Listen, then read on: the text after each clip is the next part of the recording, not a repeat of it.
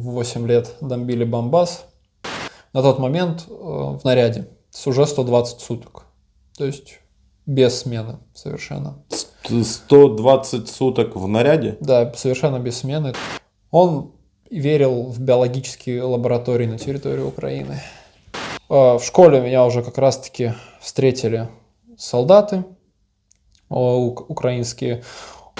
Я могу утверждать, что в части всех срочников сделали контрактниками? Да. Еще девушка спросила так, что это солдат, дети-то живыми вернулся, там поклялся, все дела. Что солдаты просто раздели, обшмонали, все, что могли, нашли. Догола раздели? Да, на обмен привезли 50 российских солдат без яиц, то есть кастрированных. Вот лично на меня подписали контракт. Я уже в тот момент находился в госпитале, то есть А тут вы сейчас о себе позаботитесь, контракт подпишете, ну и маме ладу калину. Уже людей в части просто нет.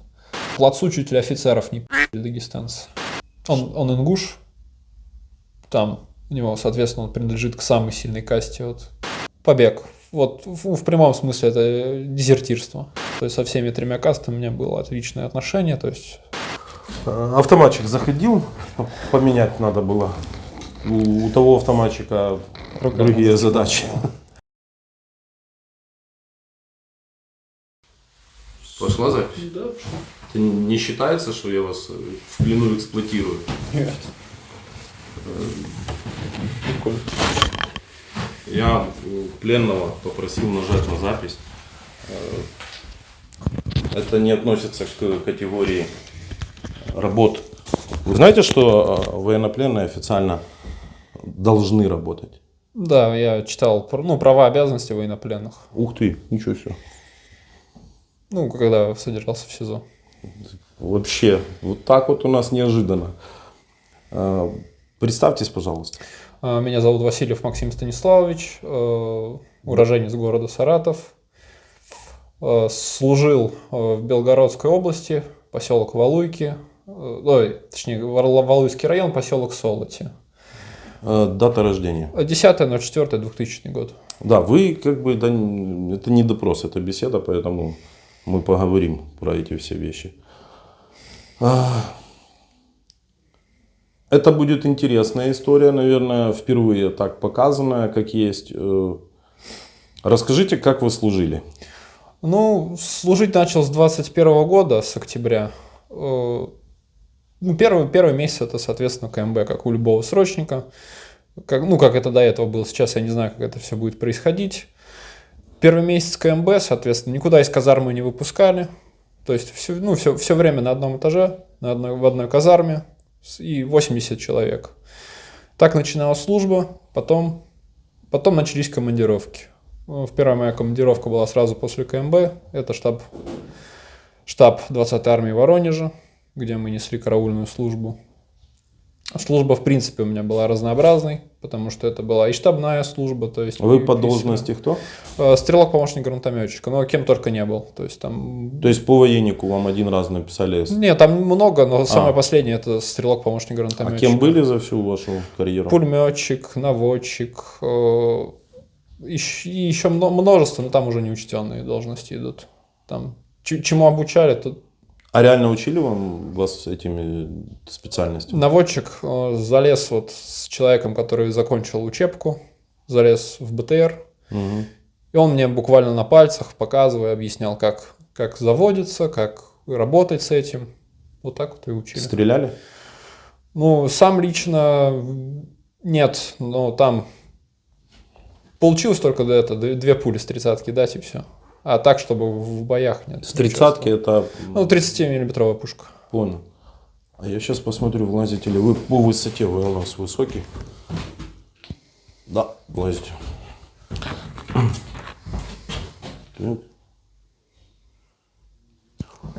У нас колхозная история, но очень простая и мобильная. Так, понятно. Расскажите, это было 21 год и по сути как вы были на учениях? На учениях ни на одни учения не попал. все постоянно, потому что был либо в штабе. Но еще у меня есть сложности со здоровьем, поэтому я 3 месяца службы буквально провел в госпитале с кожными Давайте заболеваниями. тогда восстановим хронологию. Когда вас призвали? 21-го, 10-го, 19-го 21 года, 10 месяца, 19 числа я получил повестку. И 21 числа 10-го 21 года я попал в войсковую часть. То есть в 10 октября 2021 года, 19 октября. 19 октября 2021 года вы попали в воинскую часть. Нет, это я только повестку домой получил. Понял. Потом, когда вы уже именно зашли в часть? В часть 21 октября 2021 года. 21 года. 3 месяца в госпитале, это с чем связано? Это разбросано было по всей службе эти 3 месяца. Это кожные заболевания, аллергический дерматит. То есть с аллергией у нас тоже служат со всеми. А как? Разве можно служить? Да, можно.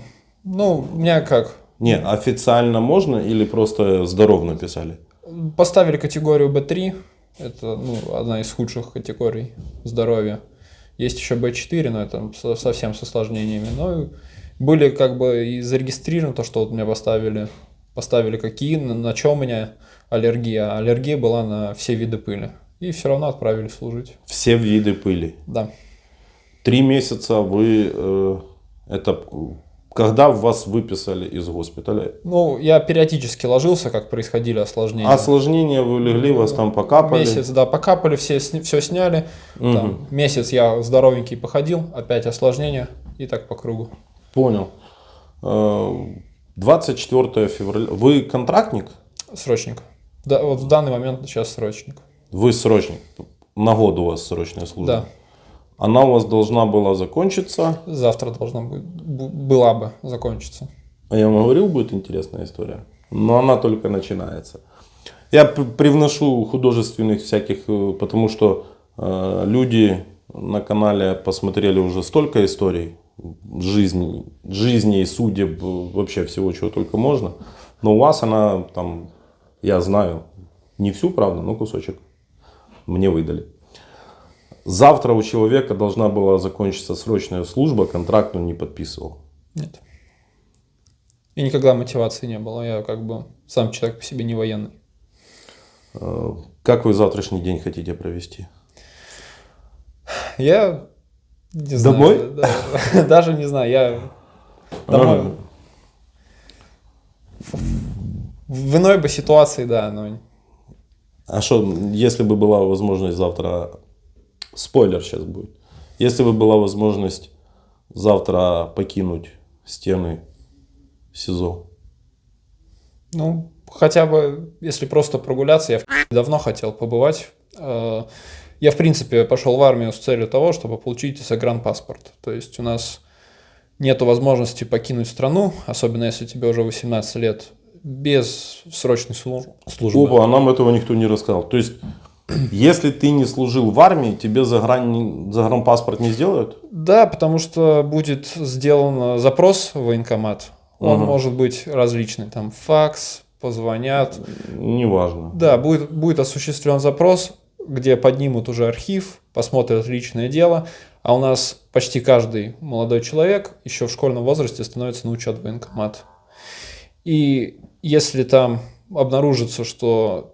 у меня, например, был 21 год, и я бы пошел оформлять загранпаспорт, уже бы обнаружилось то, что я уклонист. И, соответственно, у нас за это у нас уже идет статья. Короче, одним из крючком держания людей под гнетом это невыдача документов.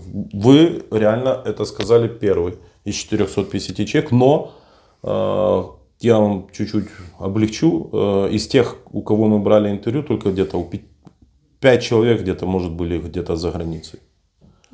То есть... У нас это большое... Знаете, у нас сейчас скажу, в стране это считается чуть ли не привилегией, возможность там выехать куда-то за границу. Это уже показатель такого высокого статуса, в принципе. Вы из Саратова? Да, Саратов. Саратов это крупный город? Да, это региональный центр Саратовской области. Там, Сколько населения? Почти 1 миллион. Ого, миллионе. Да. Прикольно. Там И еще, даже для Саратова поездка за границу это чуть ли не праздник. ну, если, понимаете, если даже вот средняя зарплата брать 20 тысяч, никому не хватит таких денег, чтобы выехать за границу. Мгм. Это средний достаток, в принципе, по стране. Понял. Это будет интересно. Мы поговорим много всяких вещей.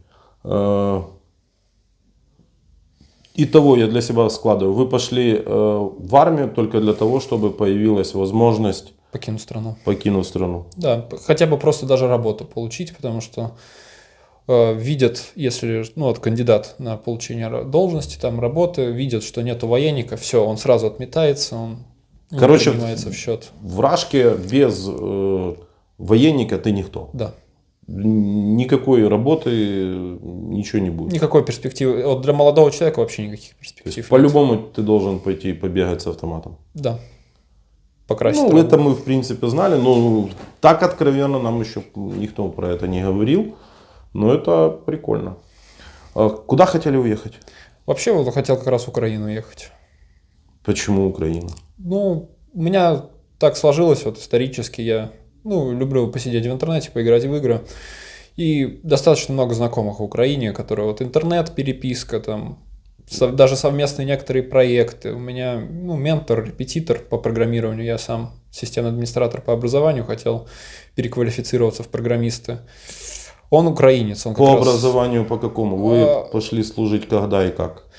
Пошел я служить В октябре. в октябре 2021 года, но у меня незаконченное среднее профессиональное образование по специальности информационной системы. Не закончил я ее как раз-таки из-за того, что работа, то есть я, ну, низкоквалифицированный труд, 16 лет я, в принципе, работаю, снимаю квартиры, и не вытянул. Угу. Вам 22 полных года? Да. Да, все правильно. Просто вы сказали образование, программисты. На чем вы пишете? Ну, я начинал с Java. Ну, Потом уже для себя выбрал C-Sharp. под Windows? Нет, Unity. Ну, понял. среду разработки выбрал для игр. Шерпы просто. Ну, я обизнанный в этих темах. До войны я был. Мы уже пообщались там пару минут. В Украине до этого вы, естественно, не были ни разу. Нет. Друзей, которых вы знаете лично, тоже нет. То есть Есть просто люди, с которыми я, представляете, 3 года общаюсь. Вот, ну, даже посредством интернета, видеозвонков. То есть вот так вот. И я думаю, что, ну, и лично их видел. То есть это видеосвязь.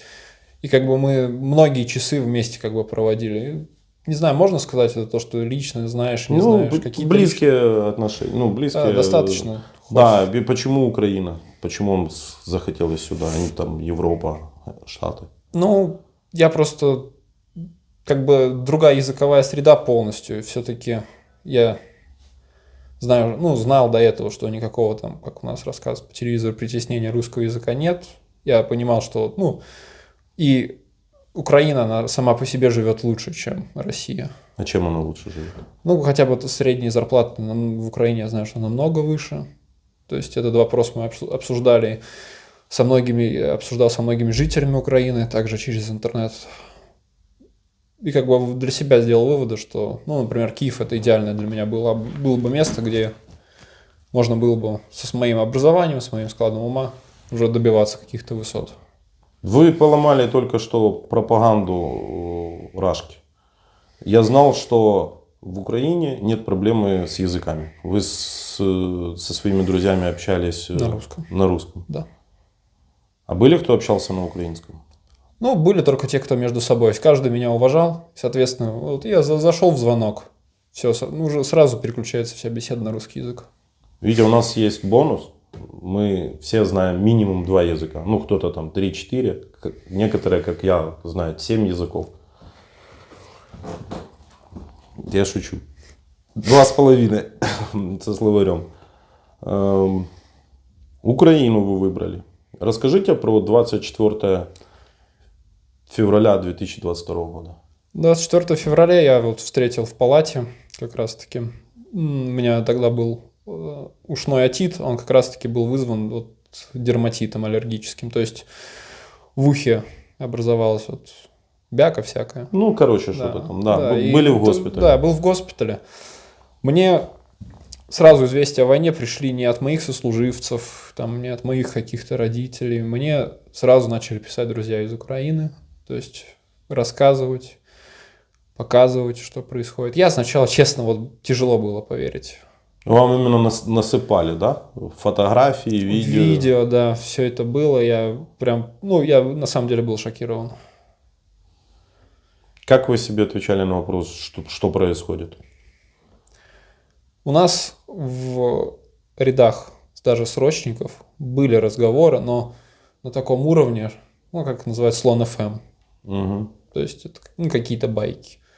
Были о том, что какие-то подготовки идут, где-то ПВО разворачивают. Но мы все были как бы такого мнения, что да вряд ли. Вряд ли такое возможно. Сразу полилась пропаганда во все щели. То есть все инфополе начало буквально поглощаться. Я, как сейчас помню, нас сразу начали рассказывать там всякие байки про, как это сказать, в общем-то, буду своими именами называть, про всяких укронацистов. Да, так это фашистов. нормально. Я ж тоже, такой же. Я бандеровец, еще тот. И что там рассказывали? Рассказывали в целом о том, что... Вы можете использовать нецензурную лексику. У нас ютубчик, у нас если хотите назвать своими именами, то называйте. У нас сразу включилась эта песня о том, что украинцы используют своих там граждан как живой щит. У нас сразу начали, в принципе, все провалы оправдывать тем, что мы не хотим бить мирное население. Хотя я помню, как мне один из знакомых показывал видеоролики, как происходили прилеты наших ракет, опять же, по гражданскому населению, то есть по жилым домам. То есть, это когда вы уже были в части? Это я когда был еще в госпитале. Я до 3 марта лежал в госпитале. И уже ваши герои скидывали... Вот смотри, как мы типа хохлов там. Да, и сначала разговоры были про 3 дня до Киева. Я это помню хорошо. Что говорили? Говорили, что возьмут Украину за 3 дня. У нас вот такие... Взяли? Нет. Где вы сейчас? Я сейчас своими судьбами. Да. Я на самом деле даже рад, что все-таки попали в Украину. Да, попал в Украину, давно хотел. Мы дойдем до этого. Будет очень интересно, я вам серьезно говорю. Да, и что? Короче, хвастались, как они уничтожают. Лично скажу, из моих сослуживцев никто никаких сообщений не присылал. Потому что у всех отобрали телефоны, все способы связи. Как потом рассказывали, кто вернулись оттуда живыми, слава богу. Рассказывали то, что просили у обычных украинских жителей. То есть возможность позвонить маме, папе, сообщить о проблемах, которые их постигли. Всех их, в принципе, срочников свезли обманом. То есть говорили, поедем там на полигон Северный. Это у нас такой полигон, он вблизь поселок Солти находится, нашей войсковой части. Еще такую ремарку сделал, что наша войсковая часть одна из первых заходила как раз-таки, первые 2 колонны. С учетом того, что вы, спойлер, с учетом того, что вы попали в Украину недавно, скажем так, это недавно, сколько часть по количеству людей была на начало и на конец? На начало не могу сказать. Плюс-минус. То есть это ж... Вообще, сам по себе гарнизон, по слухам, рассчитан на 1600 человек. Да. Койко-мест. Сейчас их стало больше. Намного больше. Койко-мест. Потому что мобилизация. А вот когда вас отправляли, точнее, там вы расскажете, когда вы уходили, 1000 человек было? Стоя на плацу, по ощущениям, меньше 1000 человек было. Намного меньше. 200-е были ваши друзья? Да. Много? Даже один из моих тоже парень с Аткарска. Я сам прям жил в Аткарске, призывался оттуда. И вот земляк мой, да, был убит как раз-таки в первые часы. Из моей роты... В первые часы 24 числа. Да, да. Угу. Уже 25-го было известно о том, что он погиб. Там просто уже была тело проблема вернули? с доставкой тела. Да, как говорят, тело вернули. Потом созванивался с мамой. Пытались вскрыть гроб. Вот в цинке его привезли. По слухам, не было тела там. Почему-то вот. Вы меня не удивите по причине того, что мы знаем про мобильные крематории, которые... У вас есть целая группа, которые ездят по линии фронта и сжигают свои тела. Знаете для чего? Нет. Ну, давайте подумаем. Полагаю, просто- выплаты, О, скрыть, видите, скрыть убийство, смерти. Интересно общаться с человеком, который там на клавиатуре, потому что он, тем более программист, у него есть логическое мышление, он умеет думать. Все правильно, нет тела, нет дела. Нет дела, нет денег. Да, ездят у вас группы. У нас есть пленные, которые про это рассказывали на интервью. Как забирают тела и крематории. Вот эти крематории это не какая-то фантазия. Это печи мобильные для сжигания мусора. То есть, чтобы, если нужно мусор куда-то перевезти, чтобы его не возить, приезжают в печь и палят там. Вот это вы их делаете. Вашего же производства эти печи, по сути, для тел там просто, я так понял, температурой побольше. И тогда и кости там все в пепел. Так что это, вы не удивили. Уже там тысячи историй, как открывают гробы, цинки, а там никого нет. То есть... Я просто такой человек сам по себе уже наученный, то что сам пока не видишь, лучше вот в это не верить. Пока сам вот не увидишь, не потрогаешь, не поймешь. Почему 99% граждан РФ верят всему бреду, который льется из телевизора? Это я сам вот сейчас, даже находясь в СИЗО, до сих пор себе задаю постоянно этот вопрос, то есть что не так вот. Какие варианты у вас ответа есть? Вот знаете, даже когда вот были у меня споры, соответственно, когда-то споры, я пытался спорить на эту тему людям, доказывать, что, все не так, как вот у нас и по телевизору говорят. Спорил, раньше с отцом пытался спорить. Это, в принципе, было бесполезно. А что отец? Отец, просто себе нарисовал картину того, что Украина это, пособник НАТО, то есть, и, в принципе, все это происходит по указке НАТО, что здесь невероятное количество наемников. Это, и что? И он себя вот рисует как бы такую Смотрите, картину. Это его позиция, он имеет право теоретически. Нет, я понимаю, что... Но у меня обычный простой вопрос. Какое дело вашему отцу и вообще всей Рашке до того, что происходит у нас?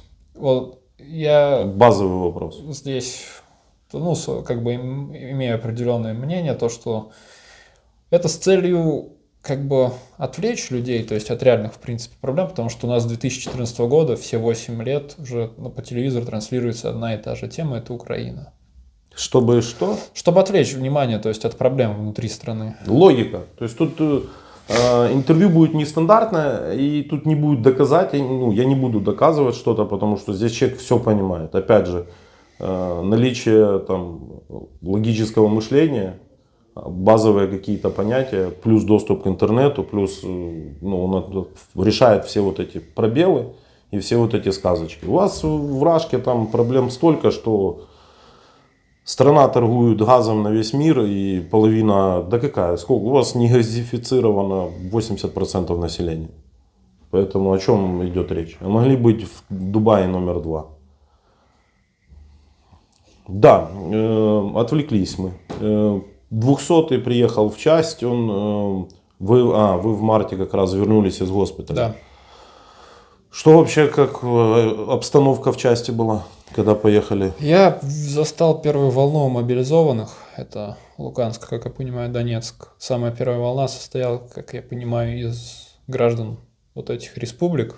Это не республики. Ну, Это у нас так забыл. их называют, я просто даже не знаю, как их по-другому еще назвать. Донецкая область и Луганская Да, область. Донецкая, Это Луганская область. часть Украины, которую оккупировали рашисты. Ну, тут, если все называть своими именами, это именно так и происходит. Ну, вот, И называется. я как бы видел там целую, ну, технику всю вывезли. Я никогда столько техники еще не видел в нашей части. Я уточню, из Донецка, Луганска к вам в часть привезли мобиков где вы их там одели, обули, Да, выдали оружие. и их погнали назад. Да. И что? Что дальше было? Ну, мои тогда будни проходили в основном, то есть всех срочников сразу брали, свозили на такелажные работы по разгрузке там вооружения, боеприпасов. То есть я, в принципе, в части почти никого не было. То есть была совершенно пустая часть. Вот Все на войне, а кто остался, тягали ящики. тягали ящики, да, с вагонов, там где-то на складах. Много у вас еще этого хлама? Невероятное количество. До сих пор везут и везут. Это вы про там ракеты, патроны. Да, Мы же все ждем, когда оно у вас закончится.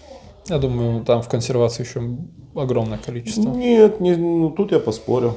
Много военнопленных рассказывало, которые вот управляют РСЗО, градами, они уже начинали рассказывать, с августа месяца пошли перебои. То есть если до августа, там, до сентября валили сколько угодно, чего угодно, то поехало потом поставки вооружений были раз в 3 дня, раз в 5 дней, и привозили не машину загруженную, а там пару ящиков, и уже ракеты эти были там с крыльями поломанными, они сидели, их скручивали, собирали, и стрелять, соответственно, они уже стреляли меньше, поэтому патронов, скорее всего, до хрена. Ну и патроны легко делать.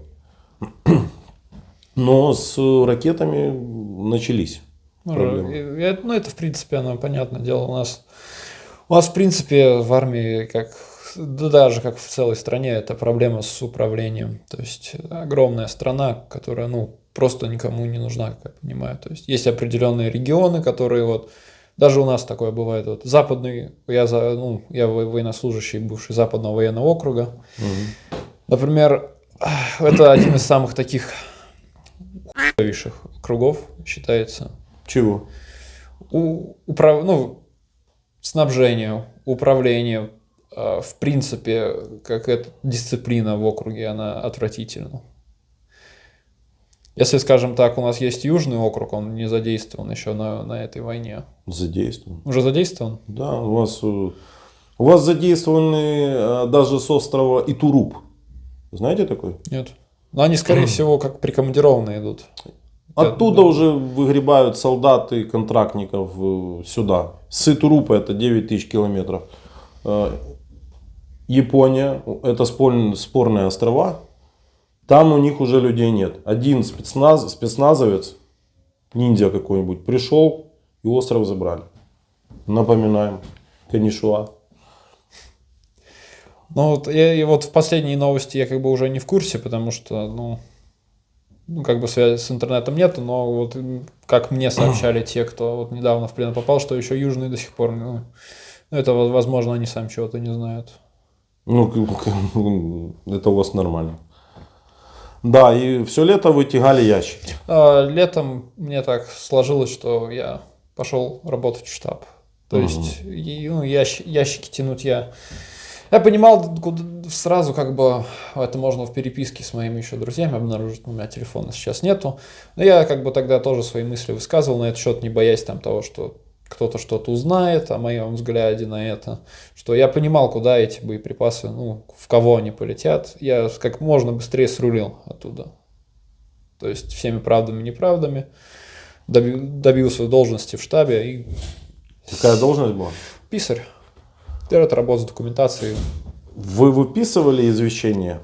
Нет, этим занимались другие отделы. У нас был на интервью солдат, который выписывал извещения о погибших. Я знаком был с одним из таких, который у нас в части этим занимался, да. Что он рассказывал?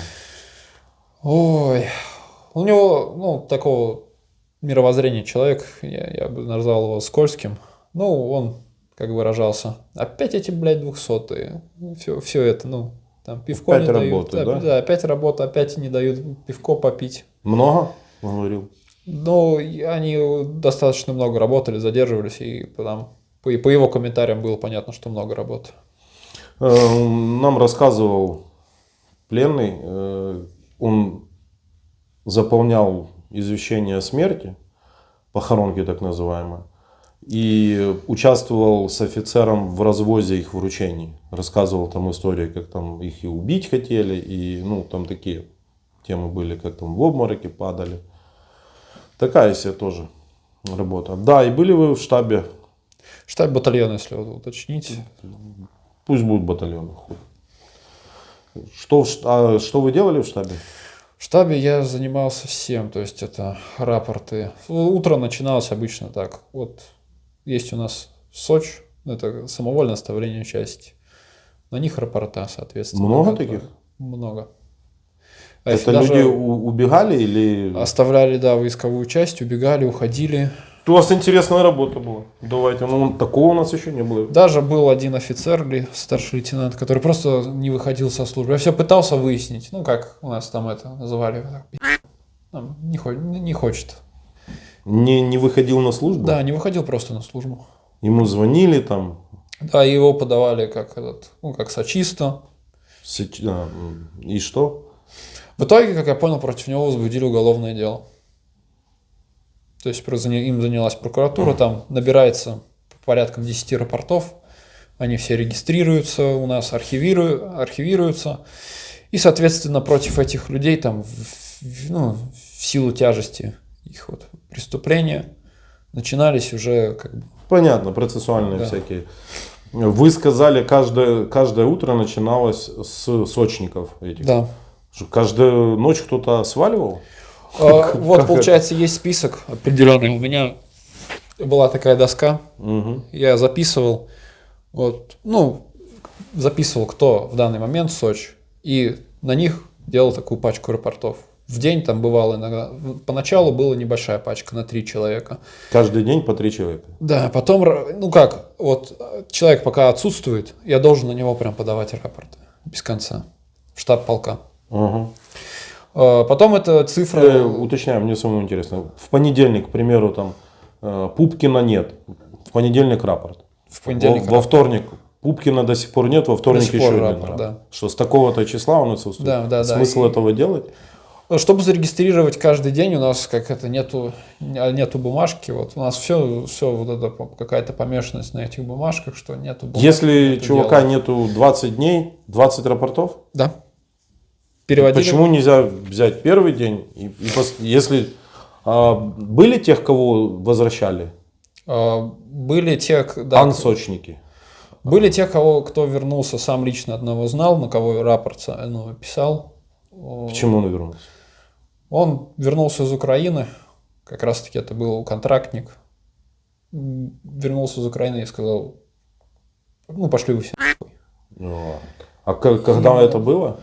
Это было, вот он сейчас февраль-март, в апреле вернулся. Сказал команду. Он был в первой волне? В первой волне он был вот вместе с нашими срочниками заезжал. Сказал, пошли. И на 2 месяца просто пропал. Потом его Красавчик. нашли. Хреново он запрятался. Но красавчик. И что, нашли его? Нашли, вернули. Там он свою позицию так, что... просто так и написал. Я читал. Он мне потом давал читать документацию, то есть протокол по своему делу. Просто написал, хотел отдохнуть. А он понимал, чем для него все это чревато. Его сняли с контракта. Угу. Сейчас он уже срочник. Не знаю, конечно, как его сейчас судьба продолжится, но у него был такой план. Просто дослужить срочку. У него ранение, он, соответственно, и 3 миллиона получил. Дослужить срочку. Выплатили? Да, выплатили. И вернуться домой, все. У него такой был план. Короче, завязать с военной темой. Да. Не получилось. Не получилось, да, в связи с последними событиями. Да. Ранение какое у него было? Осколочное в руку. Хоть денег получил. И сколько в самый пиковый... Это один случай, когда вернули человека. Вот про тех, ну, про всех, про всех, кто вот по этому списку шел, всех лично уже потом видел в части, когда уже начались вот эти все расследования. Начала способствовать прокуратура, военная полиция. В принципе, начали Всех выловили, короче. Да, всех выловили. А сколько было в пике В пике почти 17 человек.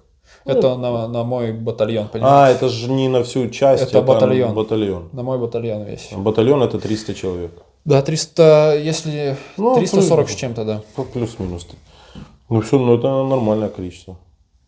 А они еще, понимаете, они еще временами друг друга сменяли. Рапорта на компьютере хоть печатались? Да, конечно. Ну, потому что нам и другое рассказывали. Да, я видел людей, которые от руки, ну, на линейке от руки писали все рапорта. Да, были у меня такие. Вторая армия мира. Вы знаете, что вы представитель второй армии мира? Наслышан. А что вы так, почему такое скептическое отношение к своей армии? К своей армии? Ну, была бы на самом-то деле вторая армия мира, если бы, ну, хотя бы 50% бюджета, который на эту армию затрачивался, он уходил бы на эту армию, а не кому-то там на яхты, на дачи. Что люди в части говорили? Ну, вот летом, ближе там, к моменту X. В начале каждый, вот мне что понравилось. Сейчас проверю запись. Я просто один сегодня. Идет. На первое время, что мне понравилось, первые 2 месяца все держались как-то вместе. Вот я впервые увидел, вот просто расскажу из истории с КМБ. У нас так получилось, что нас смешали. То есть русские и дагестанцы. Русские там и казахи, и все. А дагестанцы, это вот у нас как отдельная каста считалась в части. У нас есть деление, в принципе. Даги. Да, этническое деление в части. Это там дагестанцев, тувинцев. Автоматчик поправил автомат. Ну, просто все русские идиоты пишут, что он дает интервью под дулом автомата. Все, понял. Сколько нас? Тут 44 автоматчика, и мы вдвоем. Да, все. Ну, я вас заставлял со мной разговаривать? Нет. Но это вот я лично рассказываю, что я хочу. Ну, что я вот видел, потому что как большинство уверен еще до сих пор не понимают. Читая интернет, я вижу, что люди не понимают, что в принципе происходит. Нет. Ну, много кто переворачивается. Это коснулось, когда пришли сыночка или папочку забрали из семьи. Тогда все начинают чуть-чуть интересоваться политикой, потому что это ваш основной девиз. Политикой не интересуюсь. Вне политики, да, есть проблема такая. Но как только забрали кого-то, сразу политика интересуется, лезут в интернет, заполняют анкетки, боты, там все это сразу начинает работать. Листаются сотни фотографий 200-х, чтобы увидеть, потому что связи же нет. У вас же вторая армия мира без связи. Телефоны забирают и без связи. А если потом приезжает 200-й в дом, неожиданно, то весь дом начинает уже что-то думать. Ага, как это так получилось? Вот так это получилось. В общем, вернусь к этой истории. У нас буквально вот 28 человек, представляете, 56 человек условно русских и 28 дагестанцев. И нас 28 дагестанцев по одному вылавливали и щемили. Никто не хотел объединяться. То есть, вот просто пиздец. Я не удивлен. Ну, то есть, вот. Я подготовил вопрос про дедовщину на позже. Ну, раз вы эту тему сами затронули, расскажите. Вот. Буквально отлавливали по одному, пи***ли. То есть, ну, вот как это, строили всех по-своему нам, как им нужно. И вот что заметил в первые 2 месяца вот этого конфликта. Войны, да. О-ля-ля. Мы начали объединяться. Представляете, мы начали собираться там, закрываться где-то в одном кабинете, что-то думать, что-то обсуждать. То есть не просто так. Да мне там, мне без разницы, это меня не коснется. Там.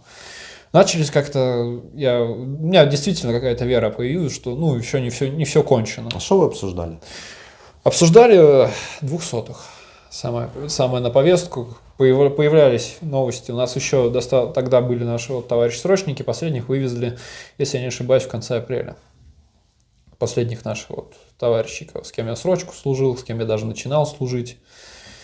И в первую очередь обсуждали 200-х.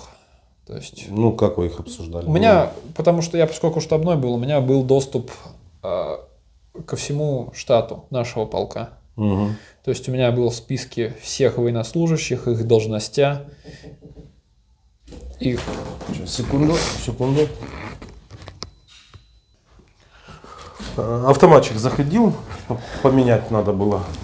У того автоматчика другие задачи. Все были должности, соответственно, была возможность отслеживать. Вот мне что нравилось. Погибал человек, все, он удалялся из штатки. То есть я мог, если мы какую-то информацию не получали, соответственно, я мог через полк узнать, жив этот человек или нет. Потому что если он умирал, и об этом становилось в полку известно раньше, чем вот моим товарищам, он убирался из штатки. То есть, И вы сравнением делали Да. вывод, что и много было 200-х да, много.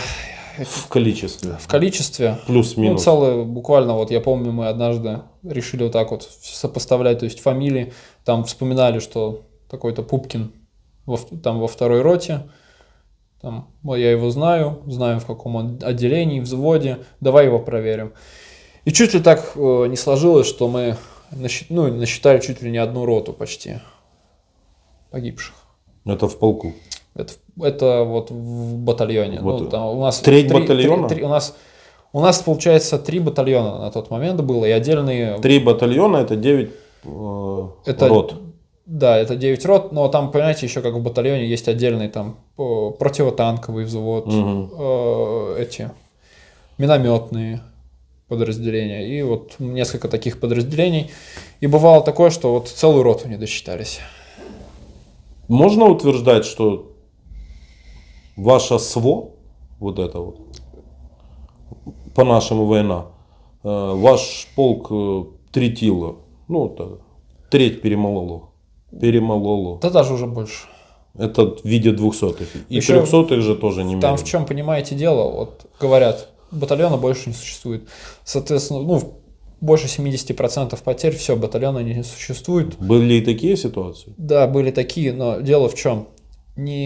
Батальон продолжает существовать, то есть новых командиров заводят, то есть привозят вот новых командиров, откуда-то прикомандировывают там с разных мест и просто забивают добровольцами. Там добровольцами, сейчас уже мобилизованными, уверен. И так можно целый полк уничтожить, его знамя выкрасть, привезут новое знамя, там откуда-то возьмут офицеров и загонят добровольцев мобилизованных. Прикольно. Как прикольно. Политикой зато все начинают интересоваться. Обсуждали 200-х. Что еще обсуждали? Обсуждали нам тогда, вот еще расскажу. Контрактником я был, но... Да. Контрактником я был, но как бы не по своей воле. Так, давайте определимся. Вы контрактник или срочник? Вот тут интересная очень история с этим. Получилось, уверен, вы ее слышали, потому что если срочники... Я могу вариантов 10 так просто из головы достать. Срочники у вас были на интервью, то уверен, вы слышали. Конечно. А, Кто агитировал? Не агитировали. Как? Получается, я, находясь в госпитале, узнаю через товарища своего, тоже через мессенджер, что меня сделали контрактником. Это было сделано с целью чего? 16 февраля на нас, вот лично на меня подписали контракт. Я уже в тот момент находился в госпитале, то есть я ни рапорт не видел, ни документы не собирал, даже устное свое желание не изъявлял. То есть я 3 февраля лег в госпиталь, а 16 февраля я становлюсь контрактником. Находясь в госпитале. Находясь в госпитале. Я могу утверждать, что в части всех срочников сделали контрактниками. Да, всех срочников сделали контрактниками. Так нам никто не говорил, но в связи с тем, что вы штабной срочник-контрактник, вы это...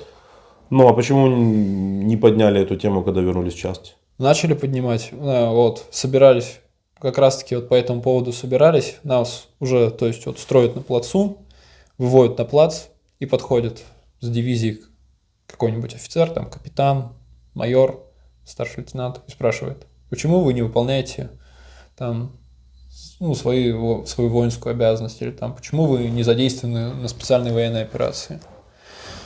То есть вот так вот склоняли нас к тому, чтобы поехать. Ну, я же спросил, кто вас агитировал? Нас вот на контракт не агитировал никто. Понятно. Ну, А вот на СВО? На СВО выходили, потому что они думали, ну, точнее, я как понимаю, все знали, но думали, что мы реальные контрактники. То есть вот так вот выходили со списком контрактников. Ага, ты Васильев.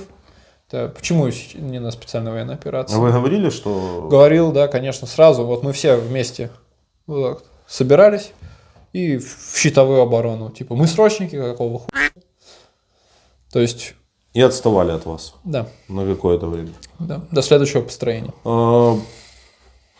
Нам один срочник рассказывал, как целый генерал-майор приехал, их 4 срочников осталось, с режимно-секретно... Короче, режимная часть, вот эти вот переезжающие Эскандеры, оттуда уже всех выгребли, было 4 солдата. И приехал целый генерал-майор упрашивать их перейти из срочников в контрактники, чтобы поехать в СВО. Генерал-майор, у вас кто по званию самый старший? Самый старший, кто нас строил, это полковник был. Ну, все равно, там был генерал-майор. Перед 4 стояло 4 срочника, генерал-майор, командир части, полковник и еще каких-то там 2 офицера. То есть 4 офицера старших упрашивали 4 солдат поехать повоевать. Да, и с учетом того, что вы здесь, резонный вопрос возникнет дальше. Короче, морозились вы так, сколько у вас человек морозилось? Целый батальон, всех под одну гребенку, то есть все стали контрактниками. Да, и поехало много? Вот сейчас тут стоит уточнить. 1-й, 2-й батальон у нас до этого были БТГРами. Это такие батальонные группы. Я в курсе. С определенными там задачами. Они укомплектовывались в основном только контрактниками. То есть только контрактниками в принципе. Соответственно, у них проходили и стрельбы, у них и подготовка, и тактика, и свод. Все происходило. А такая ситуация сложилась у нас в полку, что у нас эти первые 2 БТГРа просто не насчитывали там колоссальное количество, это были небоеспособные батальоны. Не досчитывало вот просто должностей, что нету людей на должностях. И вот как раз вернусь к тому, что как только я в январе приехал с Воронежа, со штаба Воронежа 20-й армии, где я нес караульную службу, нас всех закинули вот в 1-й, 2-й БТГР. Просто всех. Для галочки, я так понимаю. Чтобы вот показать, что все готово. Что, укомплектовано. Да, все укомплектовано, все готово. Я как понимаю, заранее уже все было известно всем. Это вот просто... Ну, это у вас так постоянно делается. Да, и... А реально, вот вы говорите, срочники, сколько у вас... 50 человек было, из них половина дагестанцев, да? Нет, 56 русских, 28 дагестанцев, 56, это КМБ, рота. Да. И вы так и группой держались там? Нет, у нас все, вот, понимаете, как бывало, вот, выбегает кто-нибудь на ЦП, там, пацаны, типа, давайте там поможем, он там в туалете 5 человек щемят, прям, пи***т его. Говорят, нет, типа, кому это надо, там, мне это надо, там, меня не трогают, да ладно. Там. То есть вот, как бы, и так всех по одному ломали, в принципе.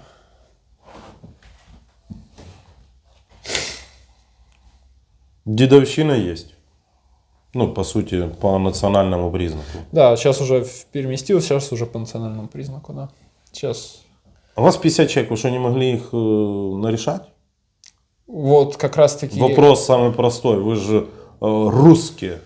Вот как раз таки я сам попадал, был как раз жертвой, то есть у меня там тоже вот в очередной раз там вот это случилось, что там один держит дверь в кубрик, то есть чтобы никто там на стреме, чтобы никто не зашел из офицеров, ничего. Второй там лупит по голове, там по телу, так, чтобы этих не оставалось. Ну, понятно. Побоев. Всем на все плевать, и меня это, поражало. Я сам лично, когда вот что-то подобное начиналось, я заступался за людей, то есть вот мы как-то... Я собрал вокруг себя людей, которые как бы... Сразу было видно, что и тебе помогут, и я им помогу, то есть вот более-менее кто что-то понимает, у кого есть вот зачатки хотя бы интеллекта. Понятно. Дагестанцы поехали на войну? Да, почти все. Кого вот я знал, все почти поехали. Вы выдохнули, да? А, Или новых дагов завезли? Не то чтобы на тот момент даже, ну, я сейчас, ну, не знаю, как это сказать. Языком. Сейчас, подождите. Дело в том, что вот как раз-таки только вот эти 2 батальона поехали, 2 БТГР, откуда стянули, в принципе, из всех подразделений в полку. Там целая мешанина была и дагестанцы, и русские, и тувинцы, к тувинцам еще вернемся. Это однозначно.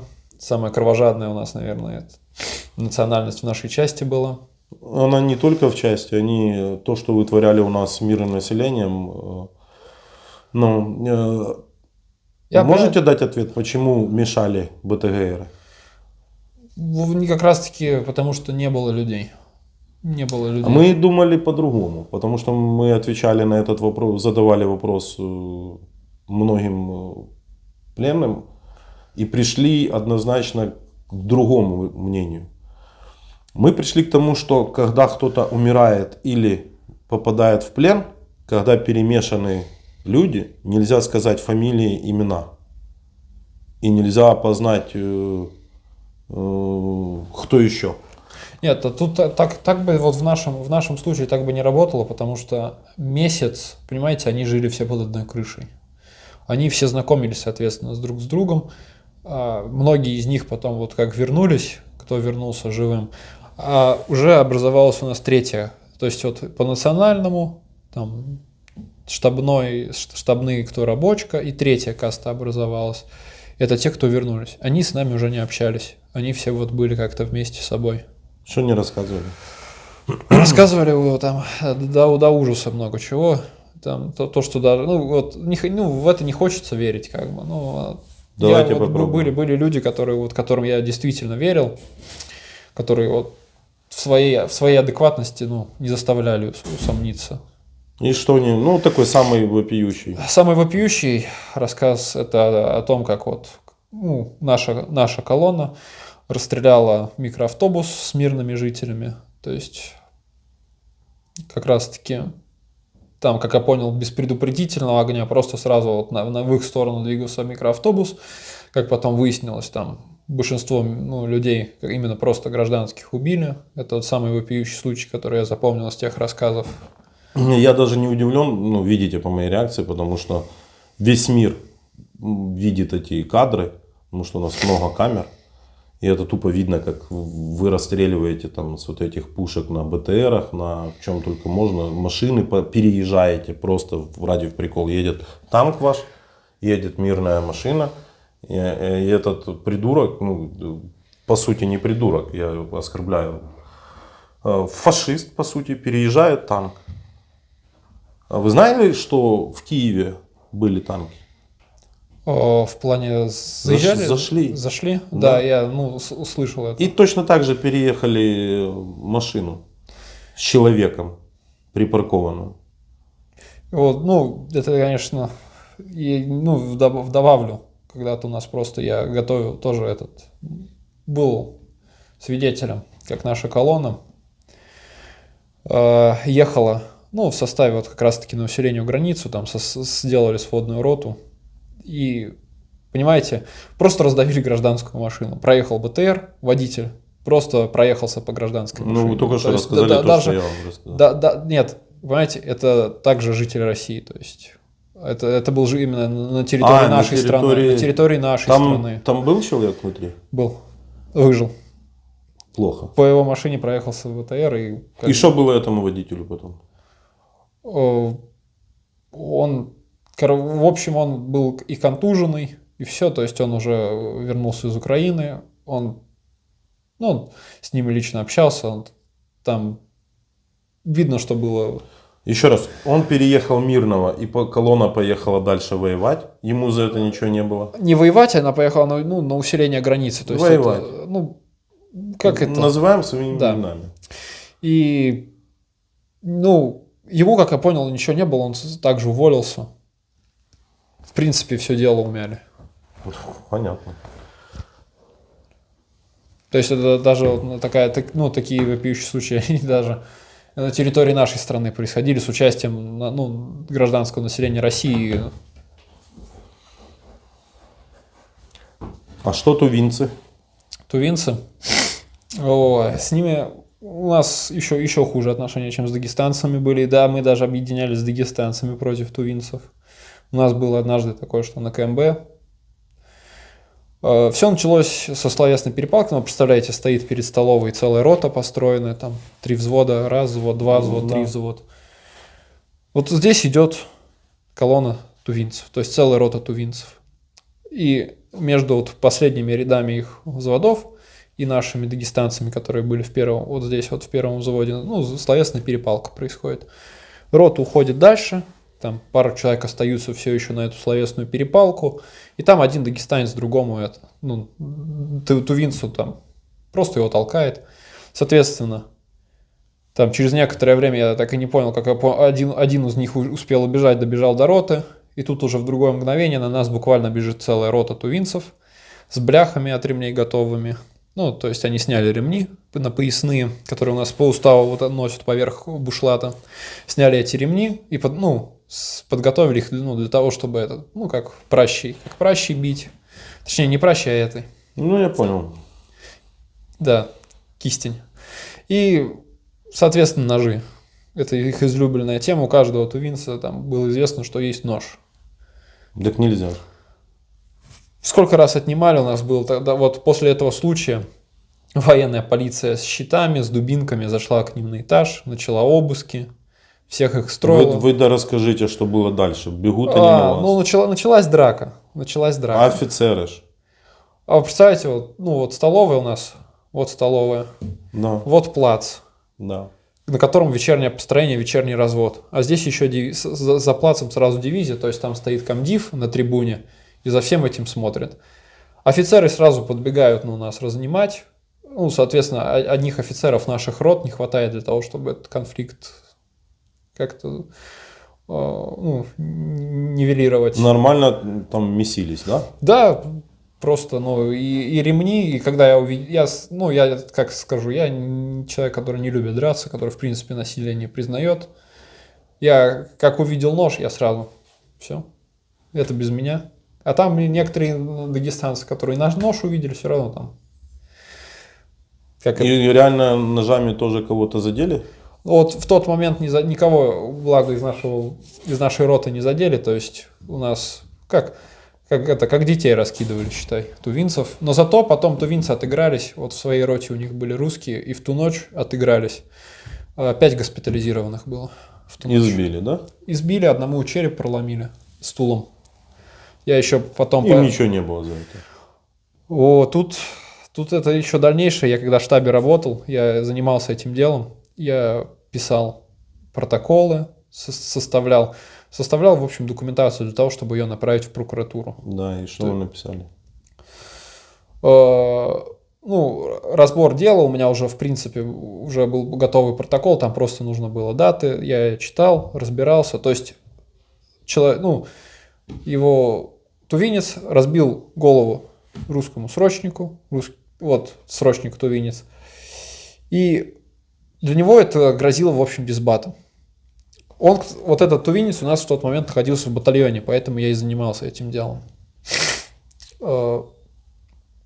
Как я понял, его увезли на доследственную проверку после того, как вся документация была готова и отправлена в полк замполиту. На доследственную проверку в Белгород. И не поверьте, я через несколько месяцев его вижу в части. Просто гуляет там со своими товарищами. Порешали, замяли. Замяли, да. Почему существует вот этот вот национальный конфликт? Я не побоялся однажды, спросил у тувинцев. Подошел. Вы говорите какими-то дикими терминами. Не побоялся даже спросить. Знаете, у нас... Вы реально ходите... У нас есть кубрик. Вот, и у нас как в тюрьме хаты. Есть черная хата, есть тувинская хата. Туда русские не заходят. То есть это не знаю, играли в эти глупые видеоигры. Вы русский или россиянин? Я россиянин. А так национальность у меня чуваш. Понял. Да-да. И как вот деление на территории банды. И то есть вот есть хата, в нее русским заходить ну, нельзя. Туда только дагестанцы могут зайти. Если туда заходит русский, только ну, либо свой, либо по приглашению. Либо пошел нахуй отсюда. А с тувинцами так вообще можно еще за точкой выйти в ребрах. Ну, спросили вы... Они сказали, мы типа мы вас боимся. Вот они мне ответили, то есть это один из них мне ответил, ну, мы вас боимся. Вот. Они вас боятся, Да, поэтому бьют. Поэтому они как бы вот от нас защищаются таким образом. То, что вот они ножи с собой постоянно носят. Я не знаю, я не сопоставил это как бы, ну, в своей голове мне, ну, тяжело представить, что вот так можно бояться. Я могу предположить, как они воюют, если оказались там в одном окопе? Я вообще не хотел бы оказаться ни в окопе, ну, ни с дагестанцами, ни с тувинцами. Не, ну я просто вот так предположил. Представляем окоп, где один россиянин, второй дагестанец, третий тувинец. Кого-то ранили, я уверен, что никто ему не поможет. Кого-то там забыли, это объяснение. Вот все, еще одна причина, слогана своих не бросаем. Не своей национальности можно бросить. Да. Да даже так было, что вот сами, не понимаете, даже тувинцы, они даже сами друг друга ненавидят. У них даже внутри бывали такие случаи, что внутри вот их касты происходили случаи, что они друг друга били, там над друг другом вот так же измывались, то есть какие-то... А все равно стычки происходили даже внутри вот их каст. Дагестанцы были самые дружные, самые крепкие, вот самой крепкой кастой. Понял. Расскажите, как вы все-таки оказались здесь? Здесь, вы попали в плен 25 сентября.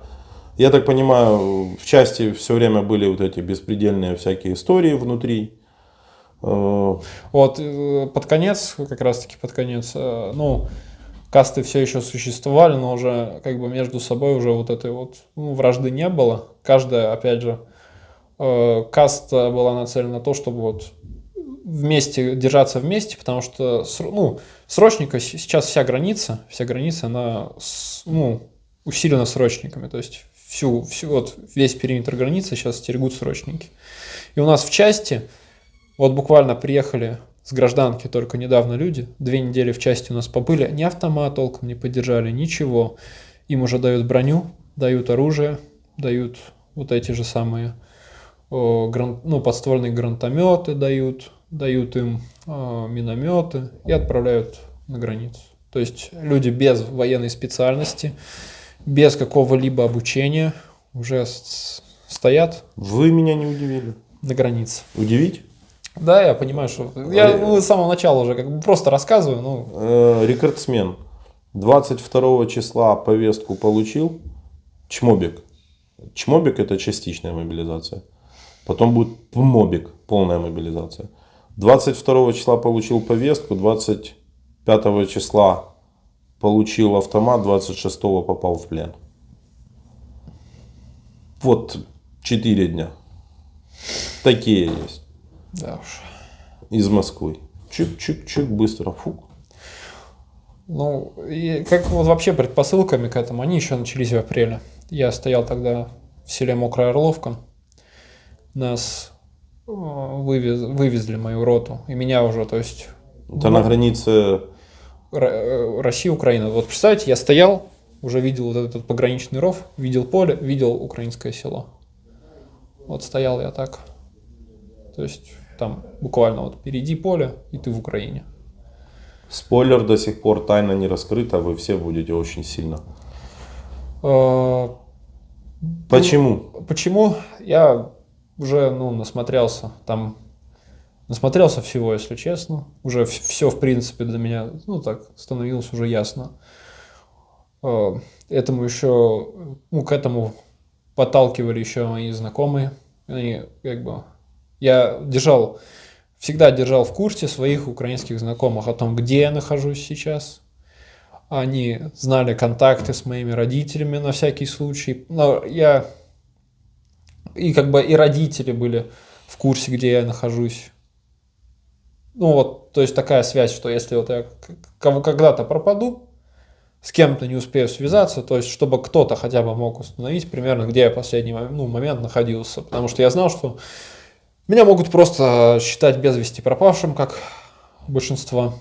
То есть просто от моего трупа избавиться. А к этому еще предпосылки в нашей роте были, которая вот выехала на усиление границы, в том, что был больной пьяный прапорщик, постоянно, который пил. Были команды на уровне, подъезжает гражданская машина, вот когда, вот был случай, когда украинская ДРГ прорвалась и напала на один из постов, была чуть ли не команда того, чтобы расстреливать любую машину, которая подъезжает к нашему посту. То есть да, это могут быть просто гражданские люди. Расстреливали? Никто, проезжали машины, никто даже, его слушать никто не стал. Хотя там он кричал, вот так вот брал затвор, передергивал, типа я вас сейчас всех здесь расстреляю, типа такие балбесы. Но никто Расскажите за ДРГ, что это было за ситуация? С ДРГ, у нас было, получается, как? Было 3 отделения, вот как раз-таки был пост, одна деревня, вот как раз-таки вот прям у территории Украины, и мы где-то вот примерно километра 3-4 были сзади. Соответственно, одно отделение у нас бодрствует постоянно. В случае, если какая-то вот происходит такая ситуация, они садятся в БТР, едут на усиление, соответственно, отбивают нападение. Или вот прорыв, как в случае с ДРГ. Как я слышал, это был ДРГ, из 5 человек. Почему меня, в принципе, туда привезли? Потому что одного из наших срочников, получается, с 5 пулевыми ранениями в области тазобедренной кости увезли в госпиталь, срочно на борту госпитализировали. А у нас в полку уже заменить неким было. Соответственно, я в целом батальоне один-единственный человек с руками, ногами, живой, здоровый. Соответственно, у меня уже говорят: бери ноутбук, бери принтер, будешь работать там. Я работал там. То есть вот в свободное время я стою по 12 часов на посту, а в свое свободное время я сижу и работаю за компьютером. То есть... Вы из части, по сути, на передовую, хоть это не территория РФ, привезли компьютеры, принтеры и работал там, да. Это ж полный бред. Да, согласен. Я сам задался, вообще, зачем я тогда вам здесь нужен? Они говорят: ты здесь все делаешь, все пишешь. Там потом у них постоянно было это. Постоянно ездили машины в часть, что-то довозили, что-то привозили. Соответственно, документацию тоже возить могли. Или просто на телефон фотографировали и отправляли. Бред. Просто штаб уже людей нету, представляете? Уже деваться просто некуда. В штабе людей нету, чтобы печатать списки. Да, и уже просто людей нету, кто может держать автомат, чтобы отправить туда на границу. Такая армия может победить? Нет. Что-нибудь вообще сделать? Если свои прапорщики угрожают своим солдатам под расстрелом. Вы знаете, сколько ваших коллег подорвало себя? Нет. Это дикость, это жесть полнейшая. У вас же там топ-приказ: тут граната, и в случае, если плен, то ты подрываешь себя. Есть идиоты, которые вырывали чеку. Это верят.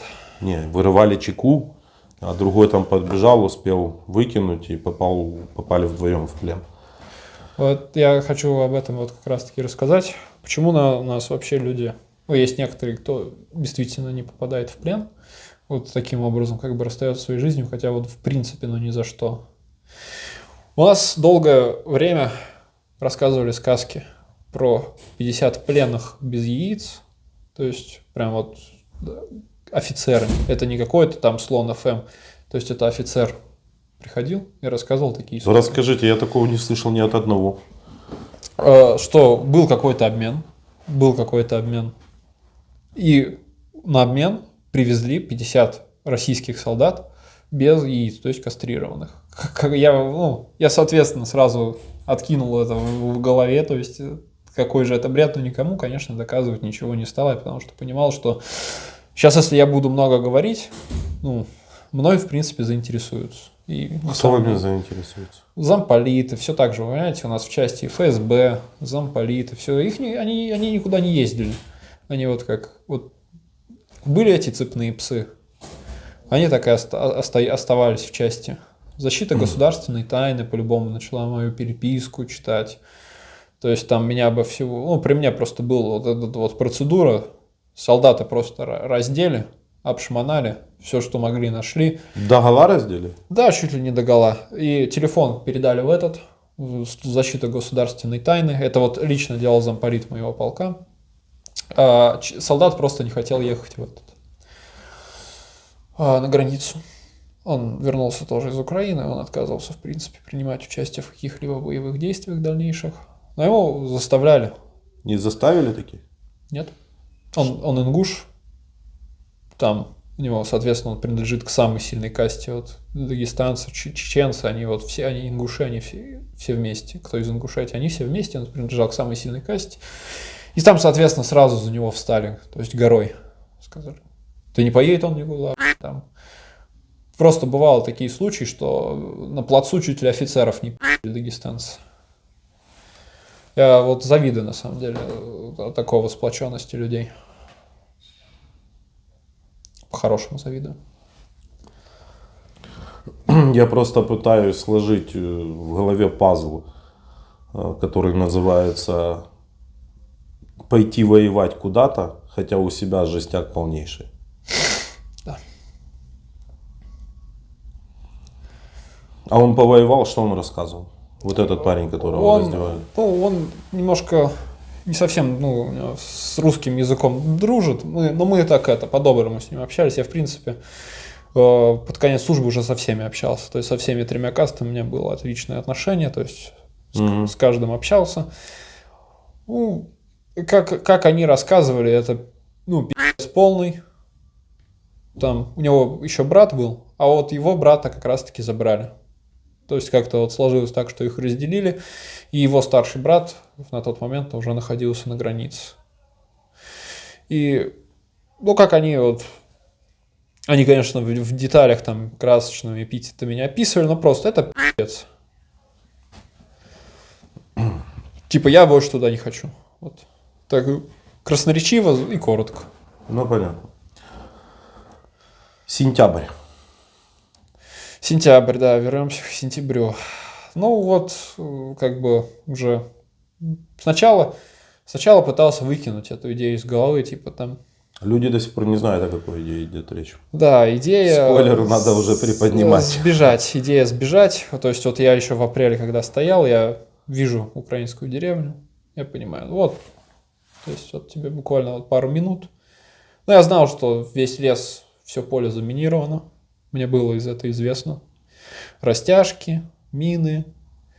Я сам был свидетелем того, как они срабатывают. Соответственно, я понимал, что для меня, скорее всего, будет это. На ком-то срабатывали? На собаке. Ага. Просто собака из деревни прибежала. И, соответственно, я понимал, что... И у меня как бы была известна расстановка сил. Я знал, что там еще меня ждет несколько километров русских солдат. Я был бы рад увидеть украинских солдат, чем русских. Что вы задумали? Задумал побег. Вот в прямом смысле это дезертирство. Куда? На территорию Украины. То есть что? Сдаться в плен, не участвовать уже, вот, просто чтобы все возможные, как бы там, если случайно, то есть там не поедем.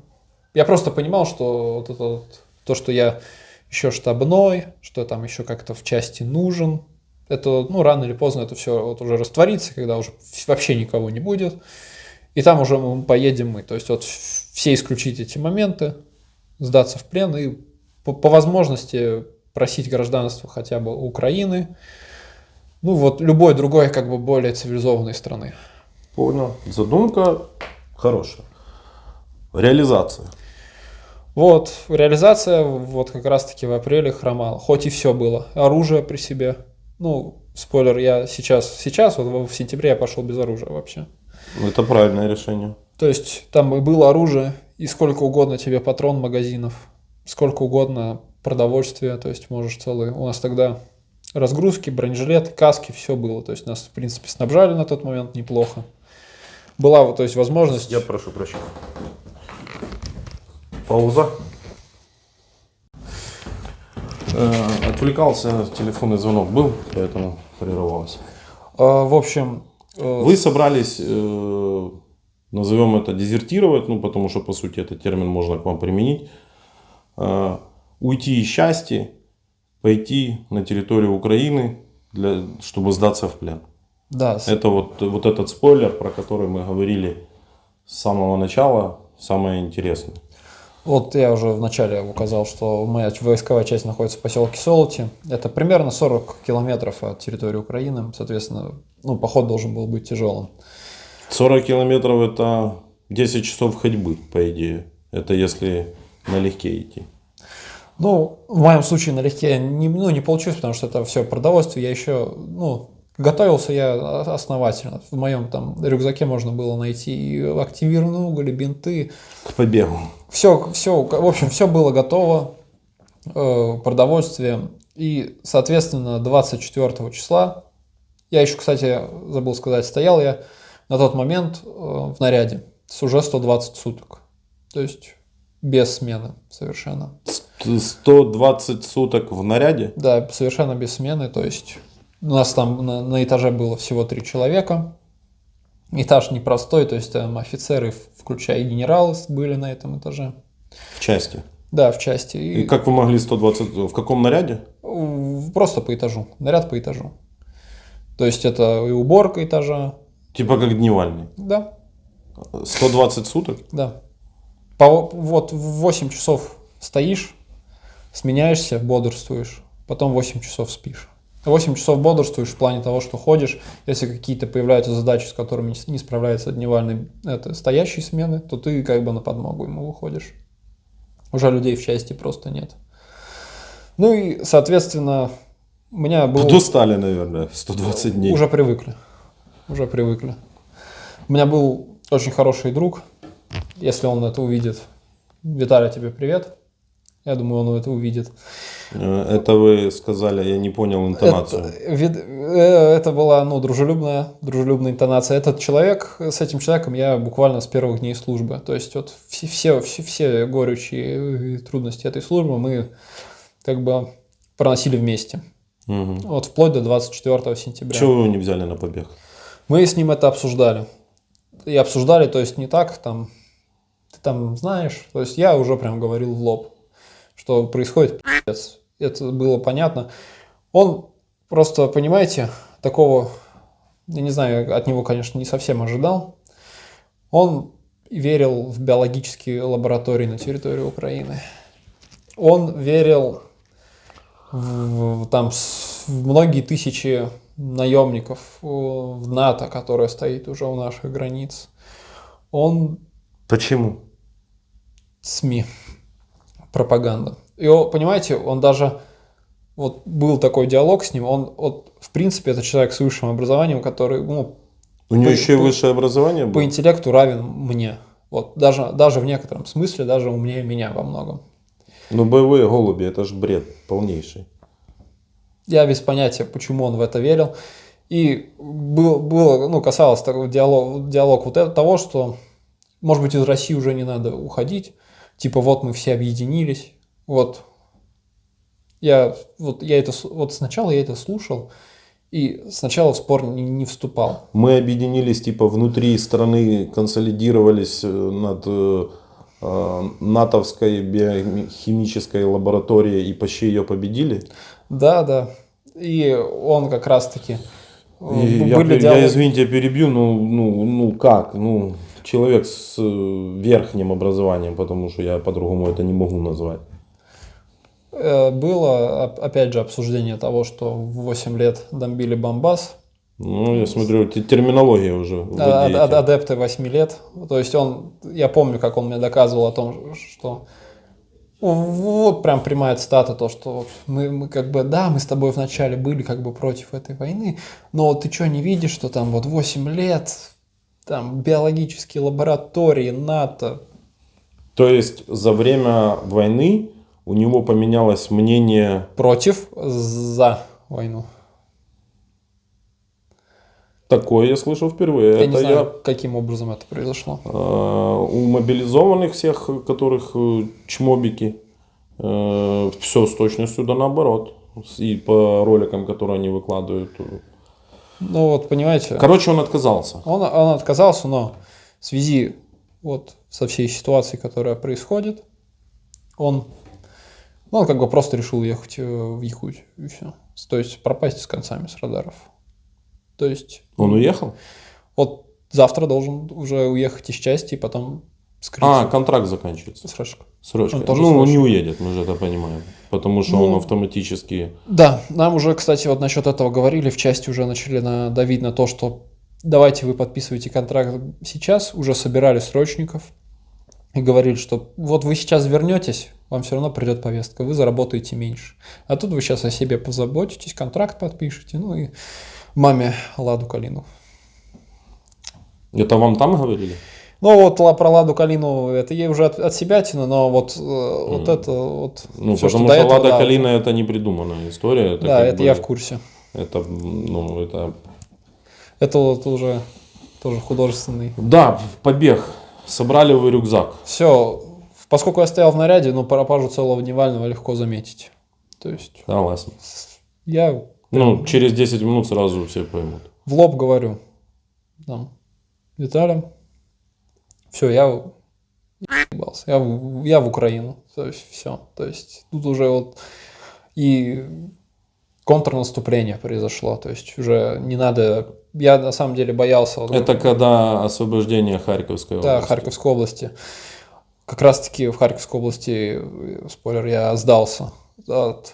Я уже понял, что вот сейчас лучше момента сейчас уже не будет, уже никогда не будет. Вы отслеживали войну, освоождение? Да, через Deep State, то есть через телеграм-каналы украинские. Я преимущественно, я не был подписан ни на один из русских телеграм-каналов, только украинские телеграм-каналы. Это все те, кто спрашивает, откуда брать правду и откуда брать информацию. Соответственно, был подписан на множество телеграм-каналов, в том числе и YouTube-каналы, то есть это Радио Свобода, и еще множество тоже, кстати, украинских YouTube-каналов и YouTube-блогеров, которые из Украины, которые освещали этот вопрос. Нас видели? Вас вот почему-то пропустил. Это реально жесть, мы обиделись. Просто, у нас и в телеге канал, кто не подписан, подписались. Телеграм-канал Владимир Золкин, ссылка в описании. YouTube канал у нас вчера было 1 миллион подписчиков. При первой возможности, я думаю, я ознакомлюсь со всем видеоматериалом, который... Да, и побег. Сообщаю, все. Ухожу. Да, мы уже это обсуждали. То есть у нас уже был там и разговор на повышенных тонах. Он там говорит, его аргументация была такая, что там тебя пристрелят, а ты больше там на родину не вернешься, ты там государственным изменником станешь, преступником.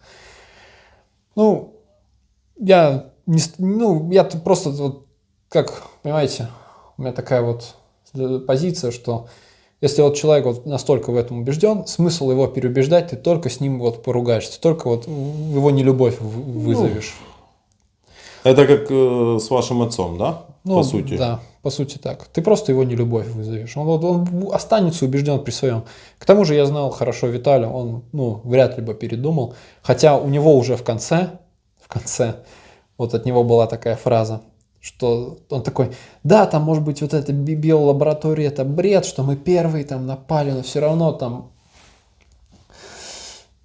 все равно что-то для него было. Там, может быть, еще какие-то укронацисты жили, которые там яйца отрезают. Видели хоть одного? Нет. Там мы же тоже ищем, где же они есть. Да, ушли вы, я так понимаю, он не сдал вас. Вот как раз-таки я поправил. Он стоял дежурным. Вот я ушел во время утреннего построения, когда вообще никого в части толком нету. когда все на разводе утреннем. Мгм. Это самый лучший момент, чтобы покинуть часть оказался. Я вот после 8-часового построения сразу вышел из казармы и через парк, через парковую зону, где у нас техника, там множество КПП у нас в части, и самую такую выбрал незащищенную, самую неохраняемую местность, и вышел просто из части. Пошел на парковку, такси заказывать не стал, потому что понимал, что там, если все-таки что-то пойдет не так, меня как раз-таки по сервису заказа такси меня как раз-таки обнаружат. Ну, верно. Я просто увидел человека, вот у нас есть бомбилы такие, которые, С руки. да, с руки берешь, там, попалась девушка, за 500 рублей до Посохова пойдет? Пойдет. Посохово — это село на территории России, как раз-таки, по-моему, километров, наверное, 15-20 я срезал. Но там и не суть, потому что идти мне приходилось, то есть не по дороге, ни по какой прямой, то есть вырисовывать целую дугу, чтобы обходить все села и все дороги, все возможные дороги на территории России. То есть исключительно лесопосадками и полями. Доехал до Посохова, и оттуда уже, ориентируясь по картам, у меня с собой были компасы, то есть знал, что нужно идти на запад, в принципе, более-менее, выставил азимут и согласно ему шел. Как раз-таки вот топографию выучил во время срочки, и причем самостоятельно, то есть вот базовые вещи в топографии. Шел 2 суток, вот, начиная примерно с 10 часов, вот доехал до Посохова примерно в 10, с 10 часов до 6 часов вечера вот был в пути до границы Украины. Угу. Запись идет вообще? Да, идет. Ночевал, соответственно, в лесу. Самое страшное, что вот ночью произошло. Спал в спальнике уже, все готово было. Спал в спальнике.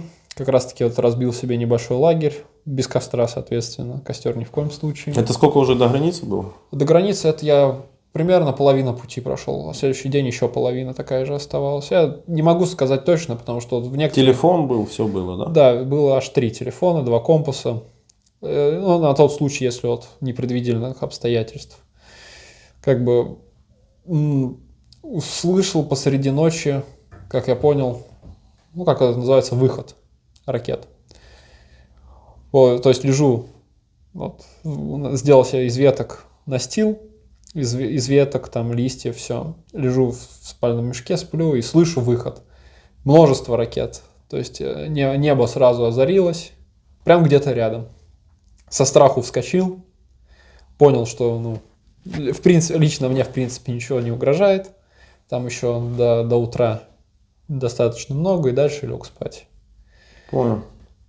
На утро собрался, и вот осилил последний путь, как раз-таки, последние несколько километров.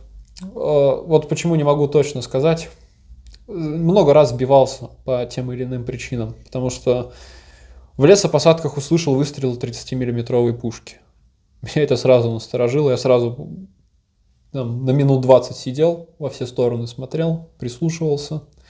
Соответственно, там самый легкий маршрут выкинул, самым тяжелым пошел через... А было несколько маршрутов продумано? Там не то чтобы несколько маршрутов, приходилось можно было спокойно идти просто на запад. Там я уже выставил азимут, уже достаточно отошел от всех населенных пунктов, и можно было просто идти на запад. Но так не получалось, соответственно, где-то что-то приходилось огибать, ввиду того, что где-то даже видел дым, сразу понимал, что что-то не так, что это место надо как можно дальше обойти. Понял. И вот такими хаотичными движениями. По поводу множества, кстати, военнослужащих уже Украины спрашивали. Мины, как с ними там вопрос обстоит, все. В поле видел только одну воронку. Я особо в вооружении не следующий человек. Видела в поле одну воронку, как раз-таки в поле подсолнухов. Это, как я понимаю, какая-то мина взорвалась. И, соответственно, увидел ее осколки. То есть металлические осколки, то есть это был взрыв самый натуральный. Вот, а так на пути, конечно, боялся, но ничего не встретил. Ни солдат, ни мин, ни техники. Просто была прогулка. Ну вот с такими вот только определенными сложностями, что вот выстрелы, выход РСЗО наших. А так вот в часов 6 уже достиг границы России и Украины в районе поселка Артельное. Угу. Сразу мне множество раз советовали как раз-таки вот программу «Хочу жить». Уже был и телеграм-бот, уже были номера телефонов, по которым можно связаться. Откуда вы узнали про «Хочу жить»? Про «Хочу жить» мне множество раз сообщали все вот мои друзья, знакомые, которые живут в Украине. То есть мы также продолжали общаться. Вот. И как раз-таки вот мне в день побега как раз-таки девушка, это очень хорошая подруга, сообщила, опять повторно мне напомнила как об этой ее звать? программе. Она, скорее всего, посмотрит. Ее зовут Аня. Аня, если вы видите молодого человека, найдите в Телеграме контакт Дмитро журналист и напишите мне. Вот, я на самом деле за многое благодарен. Вот даже не только за это, в принципе, за то, что она меня поддерживала. А вы ей говорили? Да, она в принципе, как бы вот, я ей сообщал о том, что да, я собираюсь вот совершить этот поступок. Я родителям не сказал, но вот от нее не стал скрывать, потому что она на протяжении вот всей этой войны, я интересовался ее жизнью, она интересовалась моей жизнью. Понял. Она вам сказала, куда, что вы сделали в «Хочу жить»? Вот, я сначала попробовал связаться, то есть через звонок. Это не получилось, потому что, оператор Теле2 у меня уже плохо ловил, и, соответственно, еще денег на счету не было. То есть, вот конкретно причину я не знал, но связаться через телеграм-канал, просто написать сообщение, у меня заявку получилось, хоть с определенными сложностями.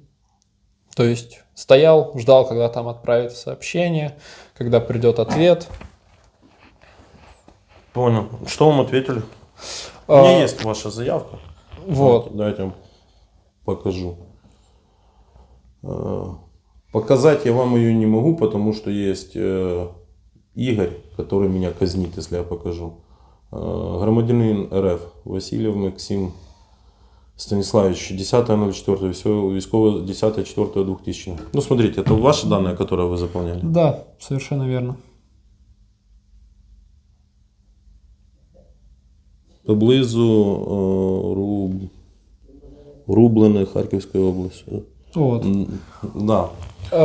Я как раз таки указал, что я нахожусь у поселка Артельное, скинул свои координаты. Угу. Мне пришел ответ, что необходимо отправиться в поселок Рублиное, что меня уже там будут ждать военнослужащие Украины.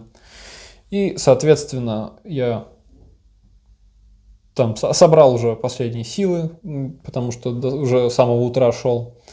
Воды уже не было, зашел в поселок. Сколько вы воды с собой взяли?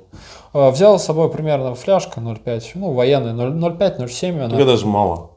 И 1,5 литра еще. Еще 1,5 литра. 1,5 литра бутылка была, и, соответственно, при активном движении эти 2 литра, они прям моментально улетучились. Понял. В какое время произошло пересечение границы? Вот примерно с 6 вечера до 7, вот минуты точно не скажу. Минуты. Я пересек. Темнело. Это уже закат был, еще не совсем темно. Угу. Я долго смотрел на село. Я на самом деле боялся того, что просто не дойду, просто пристрелят.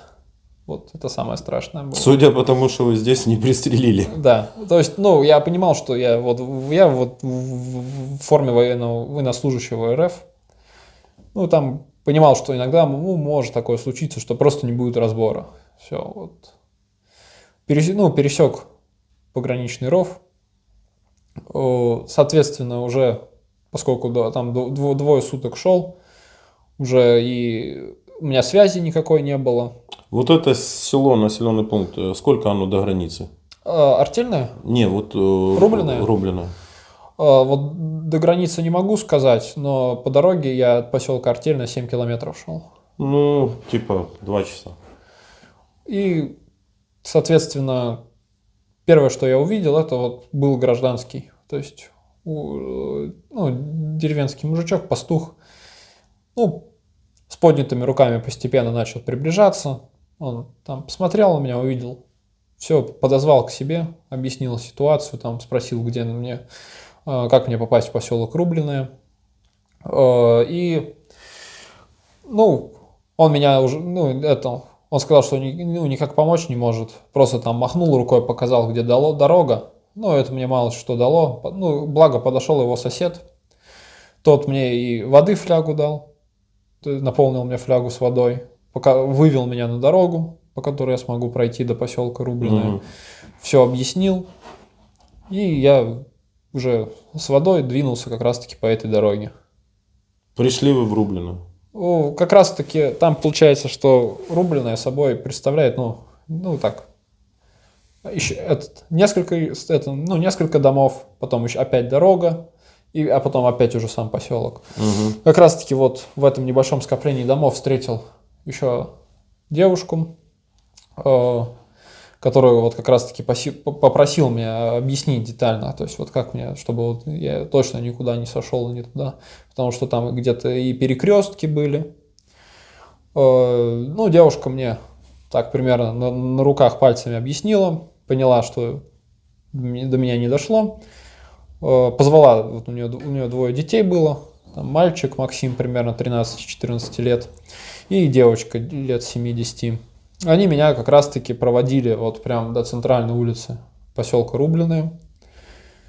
Еще девушка спросила так, что это солдат, дети-то живыми вернулся, там поклялся, все дела, что не трону никого. Довели они меня до центральной улицы, примерно показали вот то место, которое мне отослали в координатах, это школа. И как раз-таки, вот еще забыл сказать, подарил я мальчику нож. У вас нож был? 2 ножа, да. Один тот уставной, который вот у нас дается всем военнослужащим, штык-нож. В моем случае это был старая версия его 70-го года, советский. Вы детям нож подарили? Да. Такой мальчику. себе поступок, короче, я бы так сказал. Понятно. А дети пошли назад? Да, дети пошли назад, а я, соответственно, уже двинулся к той самой школе, про которую была речь. Да, и что там произошло? В школе меня уже как раз-таки встретили солдаты украинские. Уже, соответственно, я уже подчинялся их командам, то есть там показал, что на мне больше оружия нету, отстегнул свой второй нож. Все, показал, что оружия на мне нету, объяснил ситуацию. Сколько раз вас побили? Ни одного. Помучили? Нет, даже предлагали и сладости, и угощения.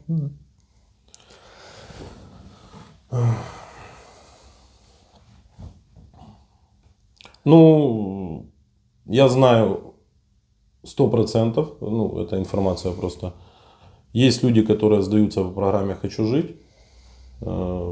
Есть такие люди. Их достаточно много, но вот история, которую мы, по сути, и услышали. Человек не хочет, я забыл, как его звать. Максим. Максим не хочет звонить домой. Расскажите, по какой причине, потому что там будут в комментариях писать, почему не дали позвонить. Я